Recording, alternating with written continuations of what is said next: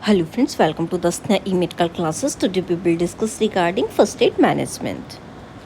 First we will discuss about what is the management of the seizure. Seizure क्या होता है? A seizure is an uncontrolled electrical disturbance in the brain causing changing in behavior, movement और consciousness. Scissor क्या है? इसमें electrical activity abnormal तरीके से brain के अंदर होने लगती है, जिसकी वजह से क्या देखने के लिए मिलता है, पर्सन का बिहेव चेंज हो जाता है, उसके बॉडी के अंदर एबनॉर्मल मूवमेंट देखने के लिए मिलते हैं, कॉन्शियसनेस, वो पर्सन क्या होगा, कॉन्शियस से अनकॉन्शियस वो हो जाता है, ठीक है, क्योंकि उसके ब्रेन के अंदर इलेक्ट्रिकल एबनॉर्मलिटी जो है वो देखने के लिए मिल रही है, जो कि एक अनकंट्रोलेबल चीज़ होती है और एबनॉर्मल तरीके से इलेक्ट्रिकल एक्टिविटी ब्रेन के अंदर देखने के लिए मिलती है।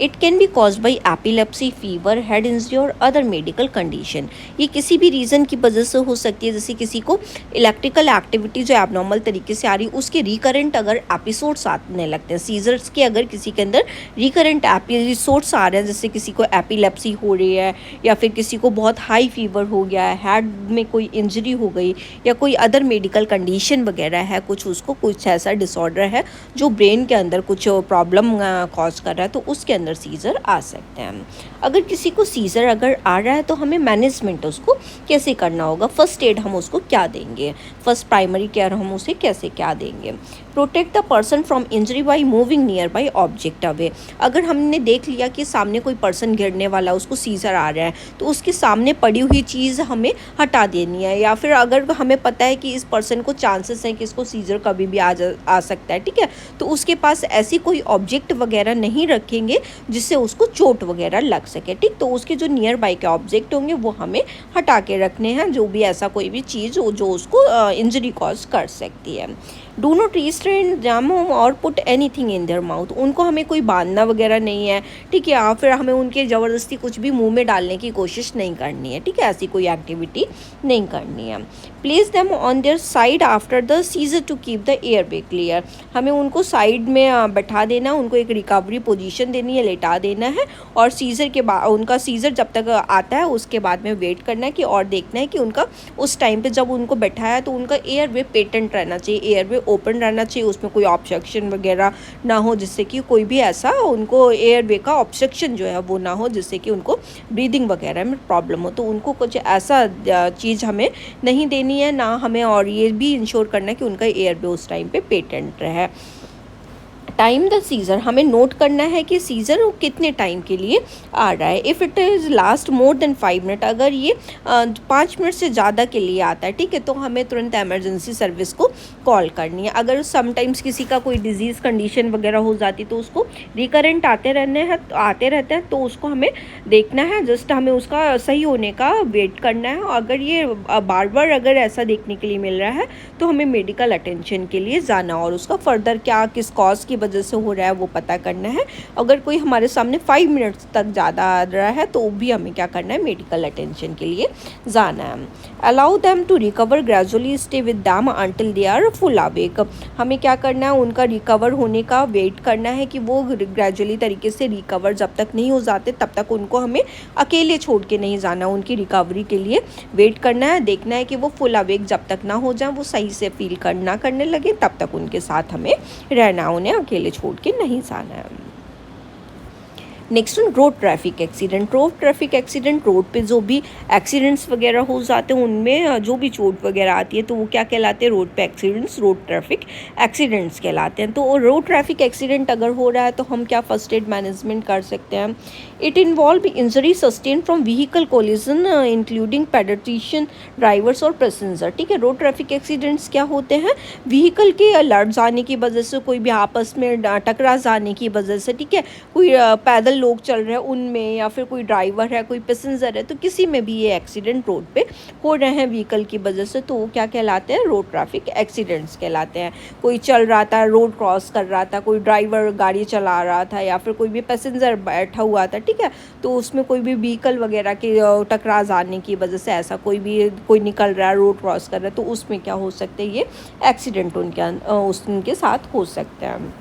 तो ऐसी सिचुएशन जब आ रही है तो हमें कैसे करके मैनेज करना है। फर्स्ट एड मैनेजमेंट हम क्या करेंगे, सबसे पहले हम उनकी सेफ्टी को इंश्योर करेंगे कि वो उनको हमें सबसे पहले सेफ़ रखना है। Move to a safe location if possible, हमें जो भी पास में सेफ़ लोकेशन, अगर किसी के साथ में भी एक्सीडेंट वगैरह हो गया है तो सबसे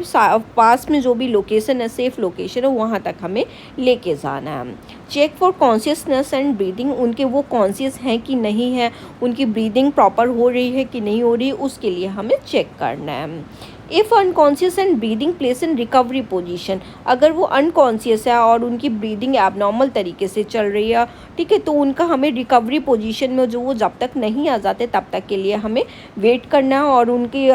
वेट करना है कि हमें उनकी नॉर्मल पोजीशन उनकी हो जाए, नॉर्मल कंडीशन उनकी हो जाए, ठीक है, और उनको ऐसी पोजीशन में रखना है जिससे कि उनकी रिकवरी जल्दी से जल्दी हो सके। If not breathing start CPR immediately, हमने वेट भी किया, ठीक है, उनकी कॉन्शियसनेस के वापस आने का, ठीक है, अगर वो नहीं आ रहे, ठीक, तो उनका हमें इमीडिएट बेस पे, अगर उनकी ब्रीदिंग प्रेजेंट नहीं थी, ब्रीदिंग प्रेजेंट है तो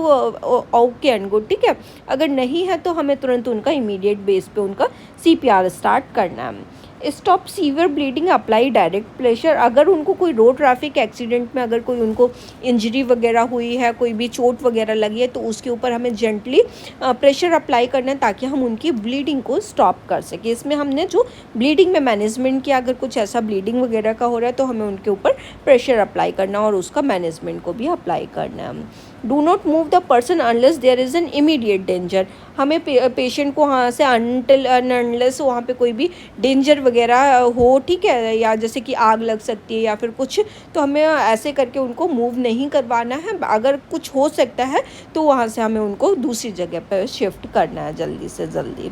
call emergency service for medical assistance, हमें मेडिकल इमरजेंसी नंबर पे कॉल करना है, ठीक है, एम्बुलेंस सर्विस के लिए हमें कॉल करना है और तुरंत हमें मेडिकल सर्विस को बुलाना है ताकि उनका जो भी फर्दर ट्रीटमेंट है वो किया जा सके।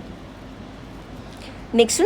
कोई पॉइजनिंग का केस है। पॉइजनिंग क्या होती है? Poisoning occurs when a harmful substance is swallowed, inhaled, injected or absorb through the skin. Poisoning क्या होती है? अगर कोई भी हार्मफुल सब्सटेंस अगर कोई निगल लेता है, स्वेलो कर लिया किसी ने या फिर इनहेल कर लिया, ठीक है, उसको कुछ कहीं रखा हुआ था, उसने कुछ उसको गलती से जाके उसमें ब्रीदिंग के थ्रू उसने इनहेल कर लिया, ठीक है, इंजेक्ट कर दिया गया या किसी की बॉडी में गलती से या फिर स्किन के अंदर कहीं से वो एब्जॉर्ब हो गया, ठीक, तो उसको हम क्या कहते हैं? पॉइजनिंग कहते हैं। ये अलग अलग रीजंस की वजह से हो सकती है। फर्स्ट एड मैनेजमेंट हमें क्या करना है? Identify the type of poison, हमें अगर पता है कि ये किस तरीके का पॉइजन है, ठीक है, तो उसको हमें आइडेंटिफाई करने की इमीडिएट बेसिस पे कोशिश करनी है ताकि हम आइडेंटिफाई करके उसका जो भी एंटीडोट वगैरह है वो हम इमीडिएट बेसिस पे दे सकें। सबसे पहले तो हमें अगर कहीं उसने बॉटल्स वगैरह से कुछ लिया है, पॉइजन स्वेलो किया, इनहेल किया, तो उसकी बॉटल पे क्या था, ठीक, तो उसका हमें नेमिंग वगैरह देखनी है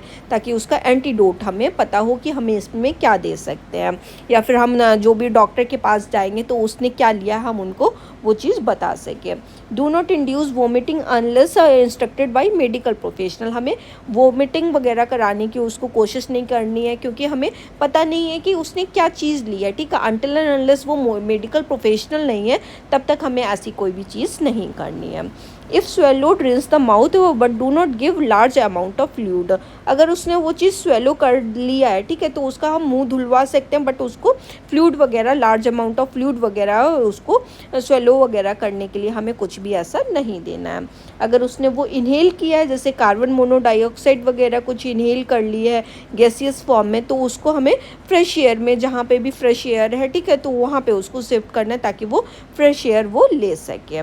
call emergency service and provide detail about the poison, और तुरंत हमें इमरजेंसी सर्विस पे कॉल कर देना है और उसके जैसे ही देखा है हमने वो सीन, तो हमें तुरंत इमरजेंसी सर्विस पे कॉल कर देना है ताकि उसको फर्दर ट्रीटमेंट दिया जा सके। नेक्स्ट वन, ड्राउनिंग का अगर केस है। ड्राउनिंग क्या होती है? ड्राउनिंग अगर when a person is unable to breathe due to being submerged in water, अगर कोई भी पर्सन पानी के अंदर डूब गया है, ठीक है, उसके अंदर डिप्ड हो गया, सबमर्ज्ड हो गया, ठीक, तो उसको हम क्या कहते हैं? ड्राउनिंग कहते हैं। और पर्सन ब्रीथ नहीं कर पा रहा है तो वो कंडीशन क्या कहलाती है? ड्राउनिंग की कंडीशन कहलाती है। It can lead to suffocation and cardiac arrest, drowning की वजह से पर्सन को सफोकेटेड फील कर सकता है, इवन उसको कार्डियक अरेस्ट की कंडीशन कंडीशन भी आ सकती है जिसमें उसका हार्ट काम करना बंद कर सकता है। फर्स्ट एड मैनेजमेंट हमें क्या करना होगा, remove the person from the water safely. अगर हमें पता है कि उसको कैसे निकालना है तो उसको हमें जेंटली वे में उसको पानी से बाहर जल्दी से जल्दी अगर हम निकाल सकते हैं, या फिर जो भी हेल्प है पास में उसको कॉल करके तुरंत पर्सन को पानी से निकालने की कोशिश करनी है। Check for the breathing and pulse, उसका ब्रीदिंग और पल्स रेट को चेक करना है, देखना है कि पर्सन ब्रीथ कर पा रहा है कि नहीं कर पा रहा है। अगर नहीं कर पा रहा है तो हमें तुरंत उसका CPR इमीडिएट बेसिस पे हमें स्टार्ट करना है। Place in the recovery position if they are breathing but unconscious, patient को रिकवरी पोजीशन में रखना है अगर वो ब्रीथ कर पा रहा है, ठीक है, और लेकिन वो अनकॉन्शियस है तो उसको रिकवरी पोजीशन में रखेंगे और उसका पानी वो टैप करके उसका पानी निकालेंगे, उसका चेस्ट पे कंप्रेस करके उसका पानी निकालने की सबसे पहले कोशिश करते हैं, जो भी उसके पानी उसका गया है तो वो पानी उसका निकल सके। Keep them warm and monitor for sign of shock, उसको वार्म रखना है, ठीक है, क्योंकि एकदम फ्रीज्ड हो जाता है पेशेंट जब पानी में पर्सन पानी के अंदर चला जाता है, ठीक है, तो उसका ड्राउनिंग की कंडीशन की वजह से बहुत हाथ पैर कूली कामी हो जाते हैं, ठीक, तो उसको वार्म करना है और हमें देखना है कि उसको कहीं शॉक वगैरह की कंडीशन, शॉक में तो नहीं जा रहा है पेशेंट, तो वो उसके लिए हमें मॉनिटर करना है। Seek immediate medical help even if the person seem fine as complication can arise later, हमें इमीडिएट हेल्प के लिए जाना है। पर्सन अगर दिख भी रहा है कि वो सही हो गया है फिर भी हमें मेडिकल अटेंशन के लिए जाना है, क्योंकि ये कॉम्प्लिकेशंस जो होती हैं इसकी अगर ड्राउनिंग की कंडीशन होती है तो ये कॉम्प्लिकेशन बाद में भी इवन अराइज कर सकती है, ठीक है, तो क्योंकि ये सेकेंडरी ड्राउनिंग का केस समटाइम्स देखने के लिए मिल सकता है, कुछ अंदर रह गया हो पानी वगैरह तो ये बाद में भी कॉम्प्लिकेशंस अराइज करती है जिसको हम सेकेंडरी ड्राउनिंग के नेम से जानते हैं, ठीक, तो इसके लिए हमें क्या करना है, अगर वो ठीक भी हो गया है तो भी हमें मेडिकल हेल्प लेनी ही लेनी है। नेक्स्ट वन फॉरेन बॉडी अगर कुछ भी उसने गलती से कुछ भी आई के अंदर, एयरवे के अंदर, स्किन के अंदर कोई भी ऑब्जेक्ट वगैरह कुछ भी चला जाता है, ठीक, तो उसको हम क्या कहते हैं, फॉरेन बॉडी इंस्पिरेशन कहते हैं। A foreign body is any object that enter into the body and cause obstruction or irritation commonly in the airway, eye, ear or skin. Foreign body में क्या होता है, कोई भी ऑब्जेक्ट अगर किसी बॉडी के पार्ट में जैसे कि उसकी आई में, ईयर में या एयरवे में या स्किन में अगर चला गया, ठीक है, और ऑब्स्ट्रक्शन कॉज कर रहा है, इरिटेशन कॉज कर रहा है तो उसको हम क्या कहते हैं, फॉरेन बॉडी इंस्पिरेशन कहते हैं। इसका अगर ऐसी कंडीशन आ रही है तो हमें फर्स्ट एड मैनेजमेंट क्या करना है, ये अगर उसके अंदर गया, एयरवे के अंदर गया, अगर पेशेंट को चोकिंग कर रहा है तो हमने जो चोकिंग का मैनेजमेंट बताया वो करना है, ठीक है, तो उसमें क्या देना है उसको, एब्डोमिनल थर्ड्स जैसे कि हेल्मनिच मैन्यूअर का यूज़ करके हमें क्या कराना है, उसका जो भी उसने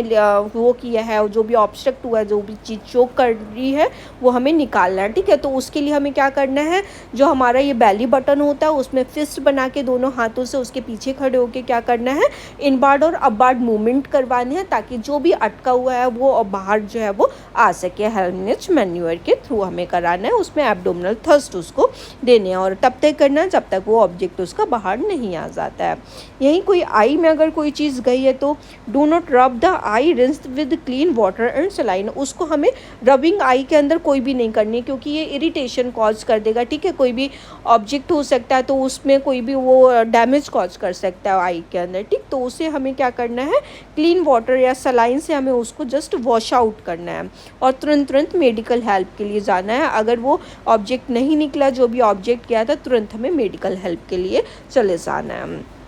नेक्स्ट वन, अगर कोई यही चीज़ ईयर के अंदर जाती है तो भी हमें क्या करना है, उसको हमें ऑब्जेक्ट को निकालने की कोशिश नहीं करनी है, हमें क्या करना है, उसका हेड जो है वो अपोजिट द ग्रेविटी हमें उसका वो कर देना है ताकि वो चीज़ जो है वो निकल सके और तुरंत हमें क्या जाना है, मेडिकल असिस्टेंट के लिए जाना है ताकि उसका ऑब्जेक्ट को वो निकाला जा सके, क्योंकि अगर हम इसको निकालने की कोशिश करेंगे तो ये और अंदर की साइड में ये चला जाता है, तो हमें क्या करना है, उसका हेड को उसको एंड लेट ग्रेविटी हेल्प, और